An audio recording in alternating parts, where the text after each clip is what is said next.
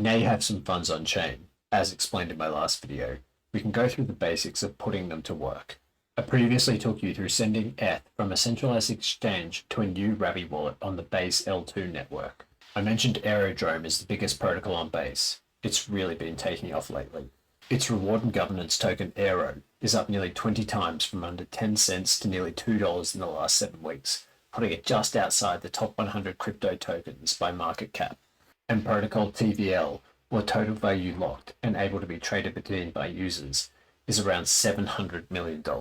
Most liquidity on Ethereum L2s is usually USDC-ETH, a pool that allows people to swap ETH and USDC, a stablecoin pegged to $1.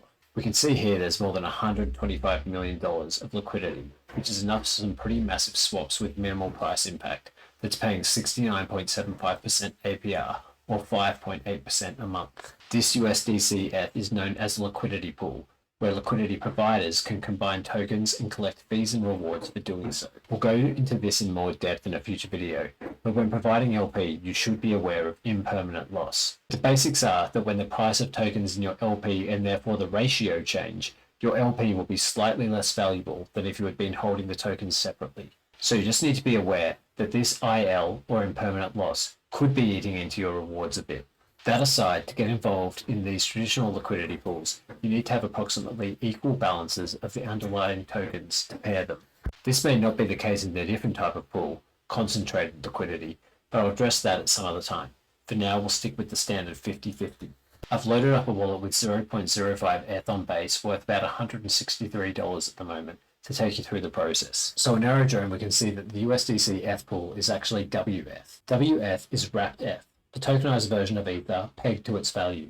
To enter a traditional pool, we need equal values of the two tokens we'd like to deposit. I'm going to put 90% of funds in play today, so we'll wrap 0.045 ETH to wrapped ETH through the Aerodrome Swap UI, and then swap half of that wrapped ETH, or 0.0225 for USDC.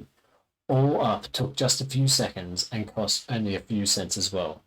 The screen record didn't capture it, but Ravi prompts such as this were popping up when I was making those swaps. This is you as the logged in key holder for the wallet processing the transactions. There's a bunch of useful information there, like the estimate cost, which I'd go into detail about another time. To create the LP, there's a bunch of steps involved. Click deposit on the liquidity page and select max on the top token. If you don't have enough of the second token, switch them around and do the max of the second token. When you're adding them, you'll get a bunch of Ravi prompts asking for permission for the protocol to access funds you've specified. Make sure you just allow how much you have in your wallet and not unlimited approvals. This will keep your funds safer. Now I've created the LP, I can approve Aerodrome to access it, and then stake it in what's called a gauge, where it will earn the specified percent in Aero tokens. You can see back on the dashboard that your position is now visible, and if you scroll down to the bottom, you can claim the Aero that you're now farming right away. And on the DBank profile, we can now see that the position is recognized with the same $163 balance as before all up. Rewards are negligible for now, but at 69% APR, a $146 deposit should earn me just over a cent an hour. So I'll come back then to confirm that.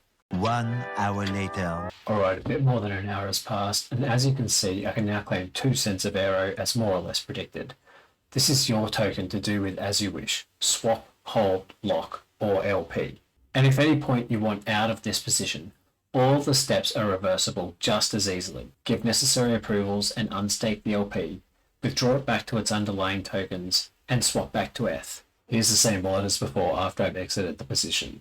The balance a little different due to fees and price action in the last hour or so, but more or less the same. Which shows how cost effective making these positions can be, and the higher level of control you have over your funds when on chain. I hope this video has been helpful and you've enjoyed setting up your first farm.